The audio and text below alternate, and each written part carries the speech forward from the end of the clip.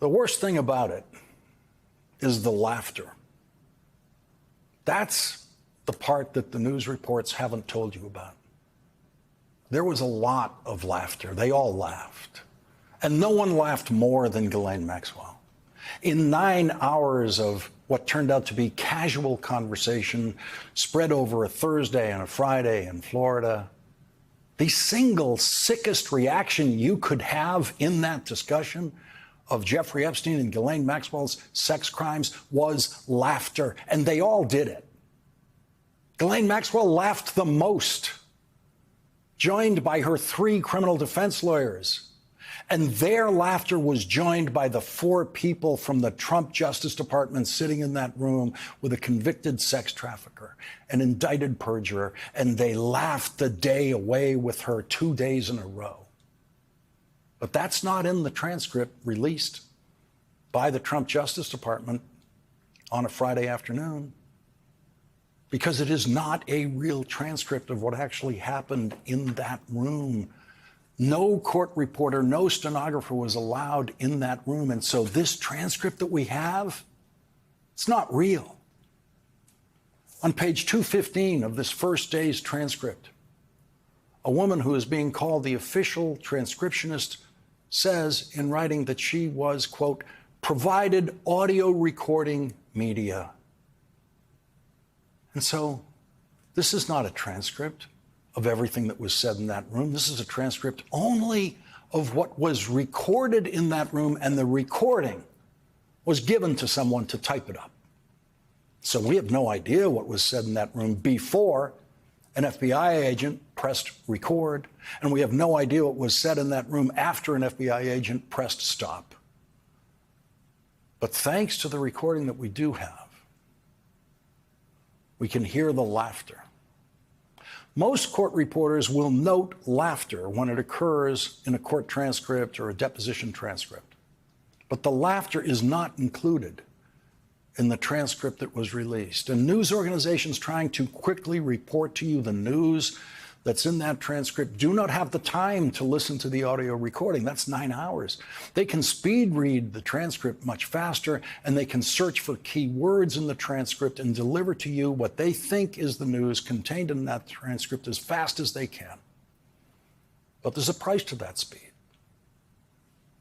because you don't find out about the laughter. The most perverse thing that you could possibly have done in that room was to fill that room with laughter, which Ghislaine Maxwell did repeatedly.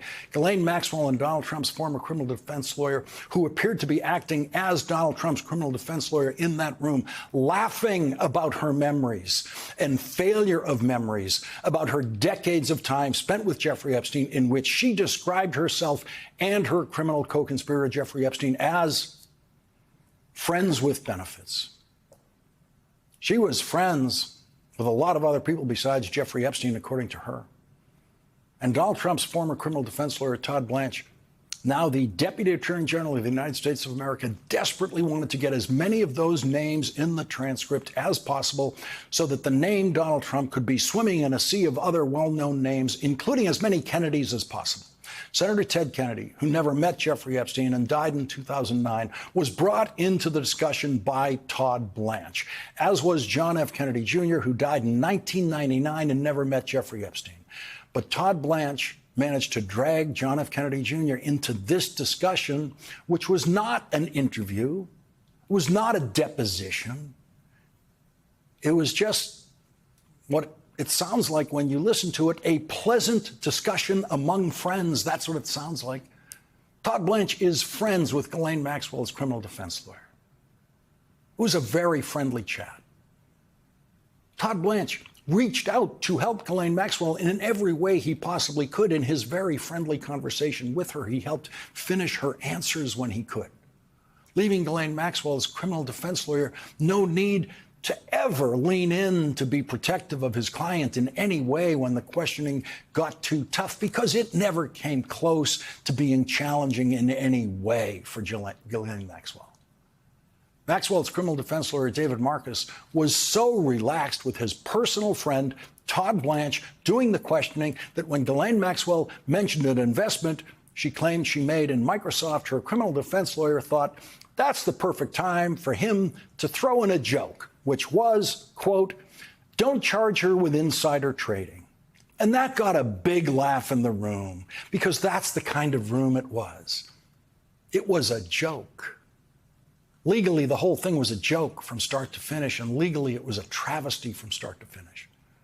Ghislaine Maxwell laughed easily and confidently when she spoke with awe about meeting John F. Kennedy Jr., and her awe was based entirely on how handsome he was and how much she put it to Todd Blanche, she, quote, fancied JFK Jr. That was one of the many completely useless and inane and time-wasting and disgraceful digressions in that friendly discussion that lasted 9 hours and had less than 1 hour of relevant discussion to the crimes of Jeffrey Epstein and Ghislaine Maxwell. Ghislaine Maxwell now says they're all lying. She received no challenge at all from Donald Trump's criminal defense lawyer, now the Deputy Attorney General, when she said that.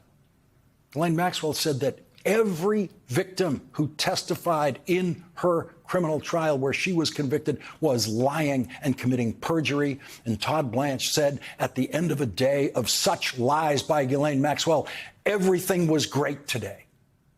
Quote, "Everything was great today. I think that it was very helpful, and I appreciate you trying to be as complete as you can."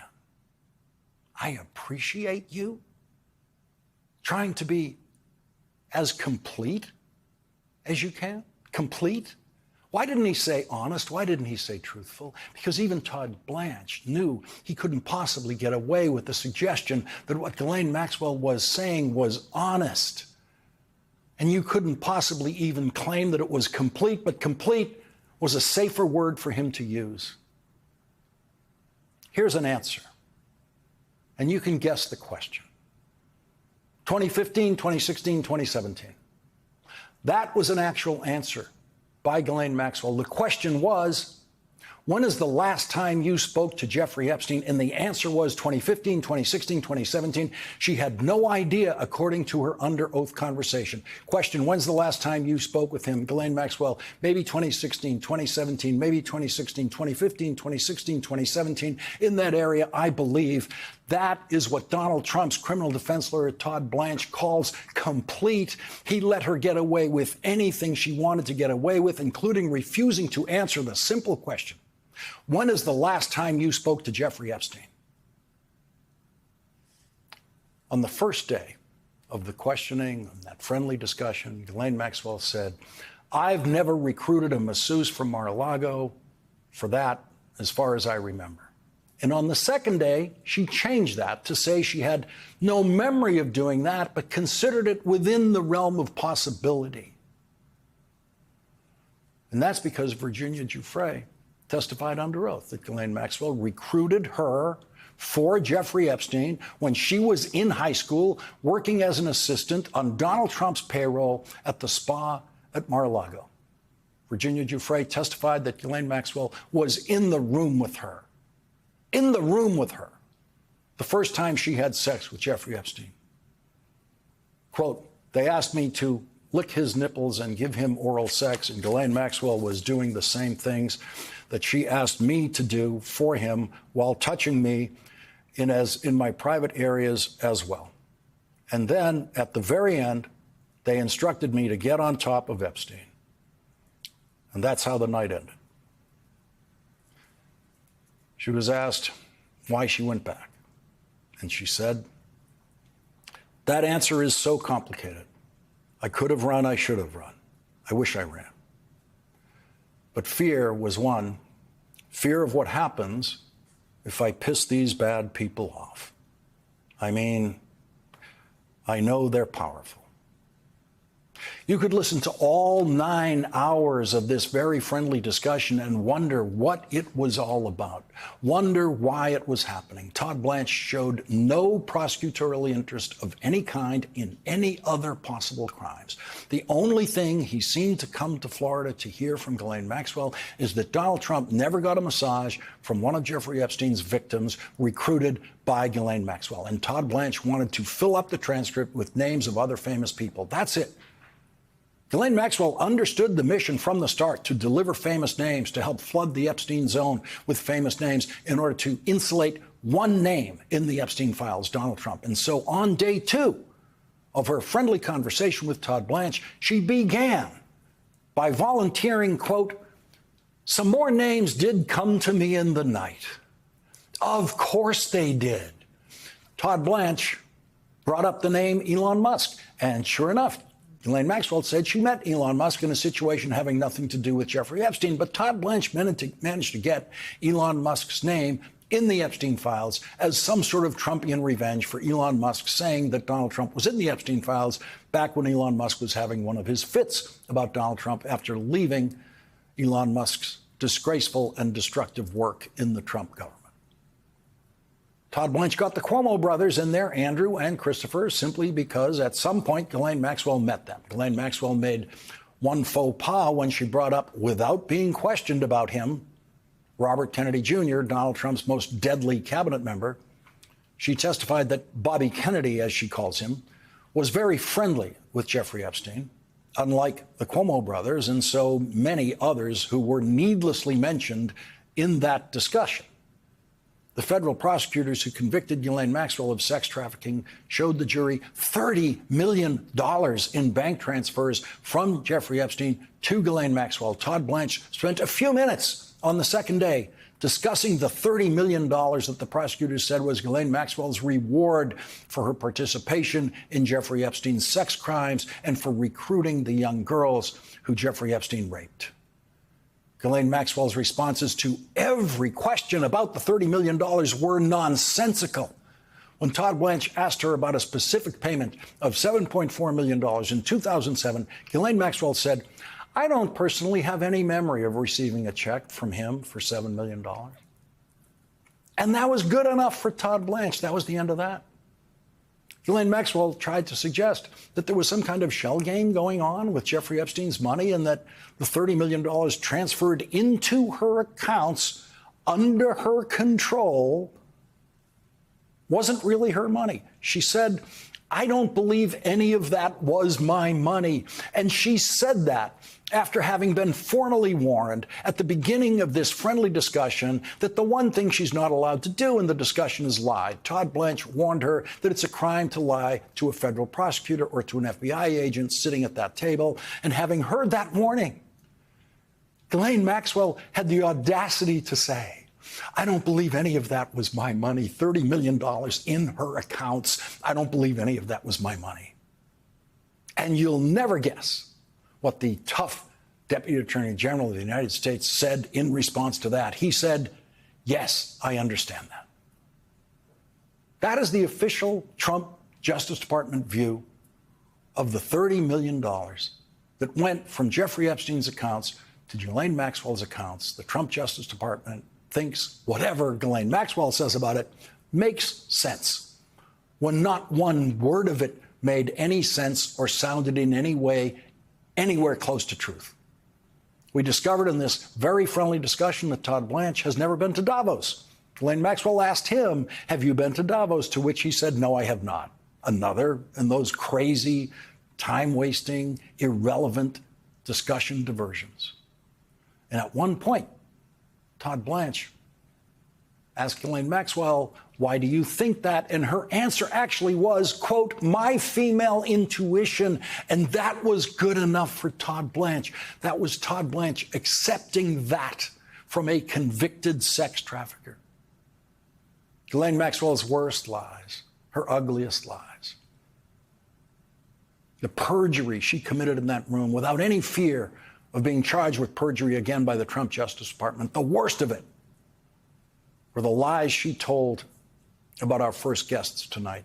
She blamed all of her problems on Brad Edwards an attorney for the Epstein victims. Brad Edwards will join us tonight for the second time. When he joined us on this program earlier in the summer, Congress was watching when he advised members of Congress to subpoena the Epstein birthday book that the Wall Street Journal first reported on that contains a birthday note with Donald Trump's name on it. Congressman Ro Khanna was watching, and he went to work, and so Congress has subpoenaed that book. And Congress is going to hear tomorrow from some of the Epstein victims.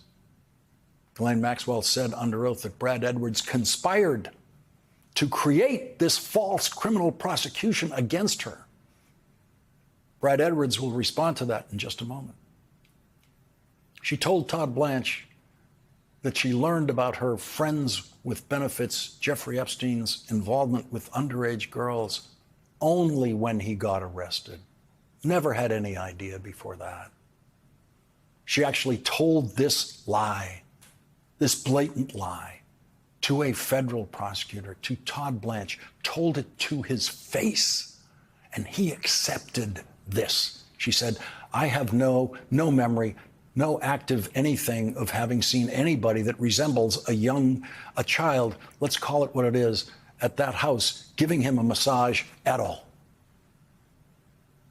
How about a 98-pound, 17-year-old girl? At Ghislaine Maxwell's criminal trial, a witness testified under oath under the pseudonym of Kate. That witness will join us here in a moment. At the trial, she testified that she was 17 years old when she met Ghislaine Maxwell, and Ghislaine Maxwell soon introduced her to her friend, Jeffrey Epstein. And in her first encounter with Jeffrey Epstein, Ghislaine Maxwell asked her to massage Jeffrey Epstein's feet and then his shoulder. And then Jeffrey Epstein got an important phone call and disappeared. A few weeks later, Ghislaine Maxwell called Kate and asked her to come to Epstein's house because a massage therapist who was supposed to show up had to cancel, and Jeffrey desperately needed a massage and thought that her 17-year-old hands were strong enough. As you listen to this passage of this victim's testimony, this witness's testimony, under oath testimony from the trial, remember that Ghislaine Maxwell told Todd Blanche, I have no memory, no act of anything of having seen anybody that resembles a child, let's call it what it is, at that house, giving him a massage at all. Question, what, if any, photographs did you see in Epstein's house in Palm Beach? Answer, there were lots of photographs of young girls. Question, what do you remember about those photographs? Answer, I remember they were shocking. Question, were the young girls clothed or unclothed in the photographs? Answer, unclothed. Question, where did you see those photographs in Epstein's house in Palm Beach? Answer, they were in almost every room. Question, did there come a time that you were given clothing to wear when you were staying at Epstein's Palm Beach house? Answer, yes. Question, what were you given to wear? Answer, I was given a schoolgirl outfit. Question, can you please describe the schoolgirl outfit for the jury? Answer, it was a short pleated skirt, white socks, white panties, and a shirt. Question, where did you find the schoolgirl outfit? Answer, on my bed. Question, what, if anything, did Ghislaine say? Answer, I asked her what was happening with there were clothes in my room, and she said, I thought it would be fun for you to take Jeffrey his tea in this outfit. Question, did you put on the schoolgirl outfit? Answer, yes. Question, why did you put on the schoolgirl outfit? Answer, I didn't know. I didn't know how to say no to that. I didn't know anybody in Florida. I'd never been to Palm Beach or Florida before. I had no idea even where the house was or how, and I wasn't sure if I said no, if I would have to leave or what kind of consequence there might be for not doing it. She was young looking for 17. She weighed all of 95 pounds. Question. Kate, do you remember the first time you saw Jeffrey Epstein naked? Answer, yes. Question, do you remember who was standing next to you? Answer, yes. Question, who was standing next to you? Answer, Ghislaine Maxwell. Question, how old were you? Answer, 17. Question, can you explain to the jury why you remember that so clearly? Answer, I remember it so clearly because I was terrified and frozen Ghislaine Maxwell lied about all of that. Ghislaine Maxwell lied constantly and relentlessly for 9 hours to 2 federal prosecutors and an FBI agent, and she was rewarded for her lies. She was immediately transferred to a prison camp closer to her family in Texas that has been called a country club by a former federal prison official. Todd Blanche admitted in his rambling and usually lost questioning that there was no prosecutorial mission for those 2 days in Florida, that friendly conversation that he called great. He actually said, "I don't have a plan. I didn't know that I was coming here until this week." It was true that Todd Blanche had no prosecutorial plan in that room. It was true that Todd Blanche had no legitimate Justice Department plan or reason for being in that room, but the Trump plan to get Ghislaine Maxwell to say nice things about Donald Trump and to praise Donald Trump was what those 2 days in Florida were all about. Those 2 days of friendly conversation in which at the end of day one, after Ghislaine Maxwell had already delivered her praise of Donald Trump, Todd Blanche could say, "Everything was great today." That was the plan.